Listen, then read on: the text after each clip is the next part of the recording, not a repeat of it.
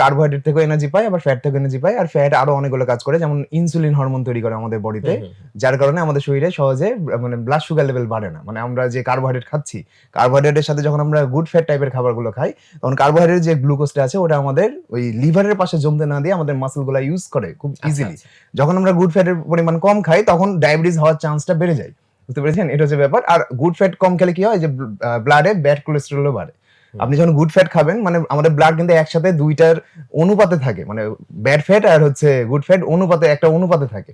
যখন আপনি ব্যাড ফ্যাটের পরিমাণ বেড়ে যাবে, তখন গুড ফ্যাট অটোমেটিক কমবে। আবার গুড ফ্যাটের পরিমাণ যখন আপনি খাওয়া বাড়িয়ে দেবেন, তখন ব্যাড ফ্যাট অটোমেটিকলি কমবে। মানে দুইটা একই সাথে রাখতে পারবেন না। ধরেন 100 তো ইউনিট হচ্ছে 100, যদি আপনি 80 ইউনিট হচ্ছে গুড ফ্যাট রাখেন, তাহলে অটোমেটিকলি 20 ইউনিট হয়ে যাবে আপনার ব্যাড ফ্যাট।